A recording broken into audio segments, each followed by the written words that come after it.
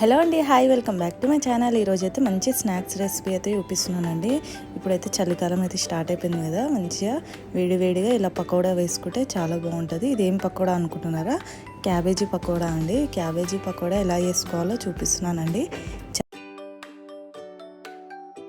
పిల్లలకు స్నాక్స్ లెక్క కూడా ఇస్తే పిల్లలు చాలా ఇష్టంగా తింటారండి.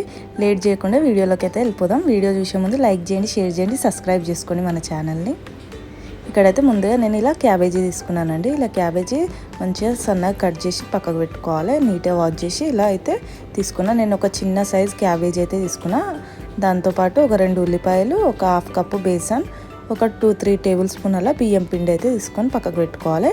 నెక్స్ట్ అందులోనే మనం ఒక ప్లేట్ తీసుకొని ప్లేట్లో క్యాబేజీ అంతా వేసేసుకోవాలండి. వేసేసుకున్నాక ఉల్లిపాయలు కట్ చేసి పెట్టుకున్నాం కదా, ఉల్లిపాయలు కూడా వేసేసుకోవాలి అందులోనే. ఇక్కడ 2 ఉల్లిపాయలు అయితే నేను సన్నగా కట్ చేసి వేసుకున్నానండి. వేసుకున్నాక అల్లం పేస్ట్ అయితే అప్పటిదప్పుడు అందులోనే ఒక హాఫ్ టేబుల్ స్పూన్ ఉప్పు, ఒక 1 టేబుల్ స్పూన్ కారం, కొద్దిగా కొత్తిమీర వేసుకొని మనమైతే బేసన్ పిండి అయితే వేసేసుకోవాలండి. ఇక్కడ ఒక కప్ అయితే బేసన్ పిండి తీసుకున్నాం కదా, ఒక కప్ అయితే వేసేసుకోవాలి. అందులోనే ఒక 3-4 టేబుల్ స్పూన్ అలా బియ్యం పిండి కూడా వేసేసుకొని మంచిగా కలుపుకోవాలి.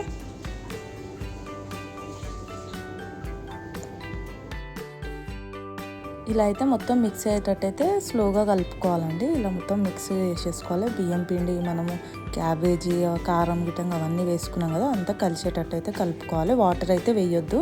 ఇక్కడైతే వేడి నూనె అయితే వేయాలండి.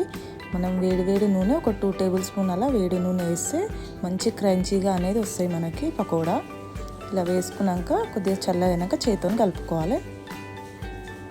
ఇక్కడ చూస్తున్నారు కదా, మనం వాటర్ వేయద్దు. క్యాబేజీలా ఆనియన్లా రెండిట్లలో వాటర్ అనేది ఉంటుంది కాబట్టి మనం వాటర్ వేయకుండానే మంచిగా కలుపుకోవాలి. పిండి గిట్టంగా అన్నీ వేసినాం కదా.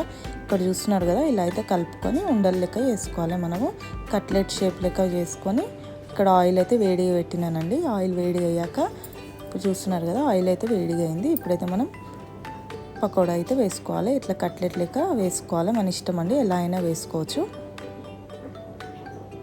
ఇలా అయితే మీడియం ఫ్లేమ్ మీద మనము గ్యాస్ పెట్టేసి అప్పుడు మనము వేసుకోవాలన్నీ. వేసుకున్నాక ఇలా ఒక్కొక్కటి మలుపుకుంటూ మంచిగా వేయించుకోవాలి ఆయిల్లో.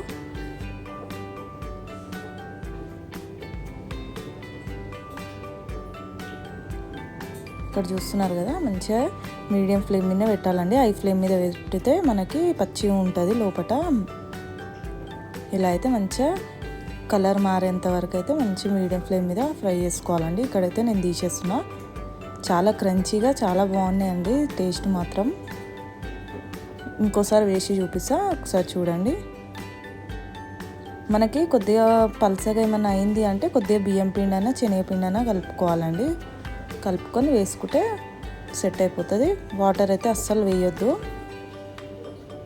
ఇలా అయితే ఇంకో వాయి అయితే వేస్తున్నా. పక్క మీరు కూడా ఇలా ట్రై చేయండి. పప్పుచారుతోనైనా దేనితోనైనా అంచుకు పెట్టుకుంటే చాలా బాగుంటుంది టేస్ట్ అయితే.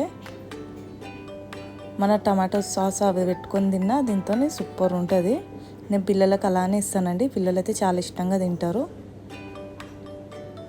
ఇక్కడ చూస్తున్నారు కదా, అయిపోయిందండి. ఇంకో వాయి కూడా అయిపోయింది. మన టేస్టీ పకోడా అయితే రెడీ అయిపోయింది. ఒక ప్లేట్లోకి అయితే సర్వ్ చేసుకుందాం. మంచిగా క్రంచీగా అయితే అయినాయండి.